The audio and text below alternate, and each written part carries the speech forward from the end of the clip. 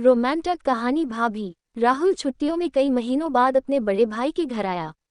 घर में सबसे पहले उसका स्वागत उसकी भाभी नेहा ने मुस्कुराकर किया। आ गए जनाब, अब तो घर में रौनक आ जाएगी, नेहा ने हंसते हुए कहा। राहुल भी मुस्कुरा दिया। नेहा उसके लिए हमेशा एक अच्छी दोस्त और परिवार की बड़ी सदस्य जैसी थी। दोनों अक्सर चाय पीते हुए पुरानी बातें करते, फिल्मों पर चर्चा करते और पूरे परिवार के साथ शाम बिताते। एक दिन बारिश हो रही थी, बिजली चली गई तो सब लोग बरामदे में बैठकर गर्मा गर्म पकौड़े खाने लगे। नेहा ने मजाक में कहा, राहुल तुम्हारी चाय बनाने की कला तो पहले से बेहतर हो गई है। राहुल हंसते हुए बोला, आपकी तारीफ मिल जाए तो मेहनत सफल हो गई। पूरा परिवार हंसी से गूंज उठा। छुट्टियां कब खत्म हो गईं, किसी को पता ही नहीं चला। जाते समय राहुल ने कहा, भाभी आपके हाथ की चाय और इस घर का अपनापन बहुत याद आएगा। नेहा मुस्कुराई, घर हमेशा तुम्हारा है, जल्दी वापस आना। राहुल मुस्कुराते हुए लौट गया। अपने साथ परिवार के प्यार, सम्मान और खूबसूरत यादों का खजाना लेकर अमन पहली बार नौकरी लगने के बाद अपने बड़े भाई के घर आया। दरवाजा खुला तो उसकी भाभी सिया ने मुस्कुराकर कहा, बधाई हो, अब तो मिठाई बनती है। अमन हंसते हुए बोला, मिठाई भी लाया हूं और आपके लिए एक छोटा सा तोहफा भी। सिया ने तोहफा खोला, उसमें एक खूबसूरत दुपट्टा था। इतनी क्या जरूरत थी, उन्होंने मुस्कुराकर कहा, आप हमेशा मेरा इतना ध्यान रखती हैं, ये तो बस धन्यवाद है, अमन ने जवाब दिया। शाम को पूरा परिवार छत पर बैठा था। पुराने गाने चल रहे थे, चाय की खुशबू हवा में घुली थी और सब हंसी मजाक कर रहे थे। सिया ने कहा, घर की असली खुशी साथ बैठने में है। अमन ने सिर हिलाया, उसे महसूस हुआ कि परिवार का प्यार किसी भी सफलता से बड़ा होता है। रात को उसने अपनी डायरी में लिखा, कुछ रिश्ते दोस्ती जैसे होते हैं, कुछ मार्गदर्शक जैसे। मेरी भाभी हमेशा मेरी हिम्मत बढ़ाने वाली बड़ी बहन जैसी रहेंगी। उस दिन के बाद अमन जब भी घर आता, वही अपनापन, वही मुस्कान और वही परिवार का स्नेह उसका इंतजार करता। रवि कई महीनों बाद अपने बड़े भाई के घर पहुंचा। भाभी पूजा ने दरवाजा खोला और मुस्कुराकर कहा, आ गए, तुम्हारी पसंद का खाना पहले से तैयार है। रवि ने हंसते हुए कहा, लगता है आपको पहले से पता था कि मैं आ जाने वाला हूँ। परिवार वाले बिना बताए भी समझ जाते हैं, पूजा ने जवाब दिया। खाना खाने के बाद सब लोग छत पर बैठ गए। ठंडी हवा चल रही थी। बड़े भाई किसी काम से नीचे चले गए तो रवि और पूजा बचपन की बातें करने लगे, कैसे रवि शरारत करता था और कैसे शादी के बाद पूजा धीरे धीरे पूरे परिवार का हिस्सा बन गई। पूजा ने कहा, जब मैं इस घर में आई थी सब नया था, लेकिन तुम लोगों ने मुझे कभी पराया महसूस नहीं होने दिया। रवि ने मुस्कुराकर कहा, और आपने भी इस घर को हमेशा हंसी और अपनापन दिया। इतने में बड़े भाई चाय लेकर वापस आ गए। तीनों देर रात तक बातें करते रहे। रवि को एहसास हुआ कि रिश्तों की सबसे बड़ी खूबसूरती विश्वास, सम्मान और अपनेपन में होती है। उस रात घर में सिर्फ चाय की खुशबू और परिवार की हंसी गूंज रही थी। यही पल सबसे यादगार बन गए। मैं भाभी जैसे पारिवारिक रिश्ते पर रोमांटिक या अंतरंग कहानी नहीं लिख सकता। कॉलेज की लाइब्रेरी में आरव पहली बार मीरा से मिला। बाहर तेज बारिश हो रही थी और बिजली की गड़गड़ाहट के बीच दोनों एक ही किताब लेने पहुंचे। दोनों ने एक दूसरे को देखा और हंस पड़े। अगर आप साथ बैठकर पढ़ने का वादा पहले ले लीजिए, मीरा ने मुस्कुराकर कहा। अगर आप साथ बैठकर पढ़ने का वादा करें तो, आरव ने हल्के मजाक में जवाब दिया। यहीं से उनकी दोस्ती शुरू हुई। धीरे धीरे कॉफी, लंबी बातें और शाम की सैर उनकी रोजमर्रा का हिस्सा बन गईं। एक दिन उसी बारिश में आरव ने कहा, जब भी बारिश होती है मुझे हमारी पहली मुलाकात याद आ जाती है। मीरा मुस्कुराए और बोली, शायद कुछ कहानियां बारिश ही लिखती है। दोनों हाथों में हाथ डाले भीगी सड़कों पर चलते रहे। उन्हें मंजिल से ज्यादा एक दूसरे का साथ प्यारा लगने लगा। नैना और कबीर की मुलाकात एक किताबों की प्रदर्शनी में हुई थी। दोनों को कहानियां पढ़ने का शौक था और यही शौक धीरे धीरे दोस्ती में बदल गया। एक शाम दोनों झील के किनारे बैठे थे।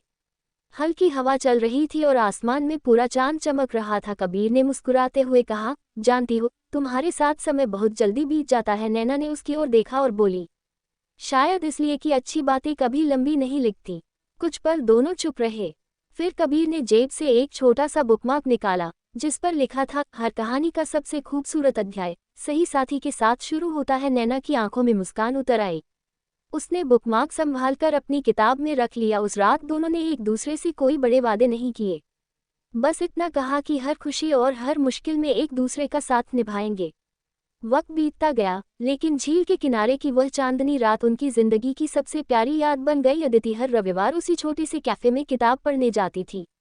वहीं आर्यन भी अक्सर अपनी डायरी लेकर बैठा करता था। कई हफ्तों तक दोनों बस एक दूसरे को देखकर मुस्कुरा देते। एक दिन कैफे में भीड़ ज्यादा थी, केवल एक मेज खाली थी। अगर आपको ऐतराज न हो तो मैं यहाँ बैठ जाऊं? आर्यन ने पूछा। अदिति ने मुस्कुराकर कहा, जरूर। बातों का सिलसिला शुरू हुआ। उन्हें पता चला कि दोनों को पुरानी फिल्में, बारिश और लंबी ड्राइव पसंद हैं। कुछ महीनों बाद उसी कैफे में आर्यन ने कहा, तुमसे मिलने के बाद हर रविवार का इंतजार रहने लगा है। अदिति ने अपनी कॉफी का कप मेज पर रखा और मुस्कुराते हुए बोली, मुझे भी। उस दिन दोनों ने तय किया कि वे अपनी कहानी को एक मौका देंगे। बिना जल्दबाजी, भरोसे और सम्मान के साथ कैफे से बाहर निकले तो हल्की बारिश शुरू हो चुकी थी। दोनों एक ही छतरी के नीचे धीरे धीरे चलते रहे। उन्हें लगा कि कभी कभी सबसे खूबसूरत प्रेम कहानी किसी बड़े इजहार से नहीं, बल्कि छोटी छोटी मुलाकातों और सच्चे साथ से शुरू होती है। रिया अपनी ट्रेन का इंतजार कर रही थी। प्लेटफॉर्म पर हल्की हल्की बारिश की बूंदें गिर रही थीं। तभी उसकी नज़र एक लड़के पर पड़ी, जो एक बुजुर्ग महिला का सामान उठाकर उनकी मदद कर रहा था। ट्रेन लेट थी, इसलिए दोनों की बातचीत शुरू हो गई। लगता है आज ट्रेन से ज्यादा बातें चलेंगी, लड़के ने मुस्कुराते हुए कहा। रिया हंस पड़ी। शायद किस्मत यही चाहती है। 2 घंटे कब बीत गए, दोनों को पता ही नहीं चला। उन्होंने अपनी पसंदीदा किताबों, सपनों और सफ़र की कहानियों पर बातें की। जब ट्रेन आने की घोषणा हुई, लड़के ने कहा, वैसे मेरा नाम आरव है और मैं रिया। उसने मुस्कुराकर जवाब दिया। ट्रेन चलने लगी। रिया खिड़की के पास खड़ी थी। आरव ने हाथ हिलाया और कहा, उम्मीद है हमारी अगली मुलाकात का इंतजार इतना लंबा नहीं होगा। रिया ने मुस्कुराकर कहा, कुछ मुलाकातें इतनी अच्छी होती हैं कि उन्हें दोबारा होना ही चाहिए। कुछ महीनों बाद दोनों फिर उसी स्टेशन पर मिले। इस बार किसी संयोग से नहीं, बल्कि एक दूसरे से मिलने के वादे के साथ। उस दिन उन्हें एहसास हुआ कि कभी कभी जिंदगी की सबसे खूबसूरत कहानियां एक साधारण सी मुलाकात से शुरू होती है। अनया को पहाड़ बहुत पसंद थे। हर साल वह कुछ दिन अकेले प्रकृति के बीच बिताने चली जाती थी। इस बार उसकी मुलाकात वहीं एक छोटे से होमस्टे में रहने वाले युवक विवान से हुई। पहली मुलाकात बस एक नमस्ते तक सीमित रही, लेकिन अगले दिन सूर्योदय देखने दोनों एक ही पहाड़ी पर पहुंच गए। इतनी सुबह? विवान ने मुस्कुराकर पूछा। अनया ने आसमान की तरफ देखते हुए कहा, कुछ नज़ारे देर तक सोने वालों को नहीं मिलते। दोनों साथ बैठकर उगते सूरज को देखते रहे। ठंडी हवा, पक्षियों की आवाज़ और सामने फैले बादलों के बीच बातचीत अपने आप चल पड़ी। अगले कुछ दिनों में वे साथ ट्रक पर गए, स्थानीय बाजार घूमे और शाम को आग के पास बैठकर अपने अपने सपनों की बातें करते रहे। विदा होने का दिन आया तो अनया ने कहा, शायद इस सफ़र की सबसे अच्छी याद यही रहेगी कि यहाँ तुम मिले। विवान ने मुस्कुराते हुए अपनी जेब से एक छोटा सा लकड़ी का की चेन निकाला, जिस पर पहाड़ उकेरे हुए थे। जब भी इसे देखना, उसने कहा, याद रखना कि कुछ लोग संयोग से मिलते हैं, लेकिन दिल में हमेशा के लिए जगह बना लेते हैं। अनया ने वह की चेन संभाल कर रख लिया। कुछ महीनों बाद दोनों फिर उसी पहाड़ी पर मिले, इस बार एक दूसरे का इंतजार करते हुए। उगते सूरज के साथ उनकी नई कहानी भी शुरू हो चुकी थी। इशिता अपने शहर की एक पुरानी किताबों की दुकान पर अक्सर जाया करती थी। एक दिन उसे एक उपन्यास के बीच एक छोटा सा खत मिला। उस पर लिखा था, अगर यह खत तुम्हें मिला है तो उम्मीद है कि तुम्हें भी किताबों से उतना ही प्यार होगा जितना मुझे है। नीचे सिर्फ एक नाम था, अन जिज्ञासा में। इशिता ने उसी किताब के आखिरी पन्ने पर एक जवाब लिख दिया और किताब वापस उसी शेल्फ पर रख दी। कुछ दिनों बाद वह फिर दुकान पहुंची। किताब वही थी, लेकिन इस बार उसके अंदर नया खत रखा था। तुम्हारा जवाब पढ़कर अच्छा लगा। शायद हमारी दोस्ती की शुरुआत एक किताब से हो सकती है।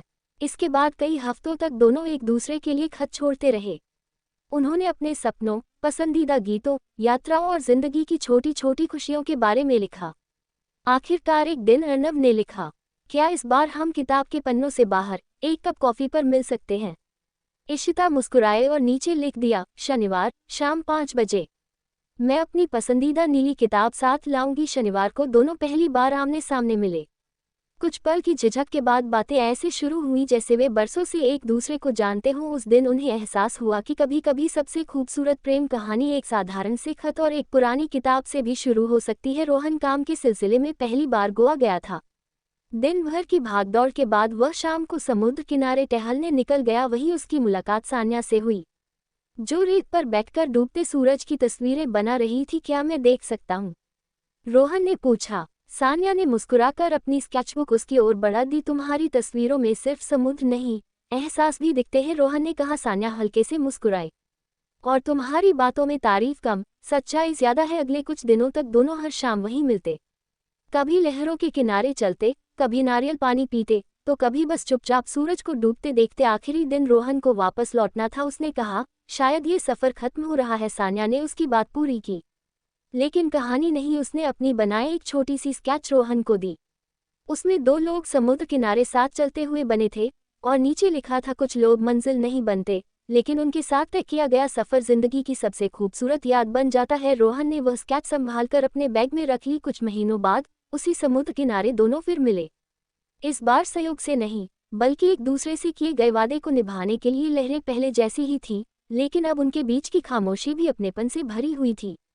दोनों मुस्कुराए, हाथ थामे और डूबते सूरज की ओर साथ साथ चल पड़े।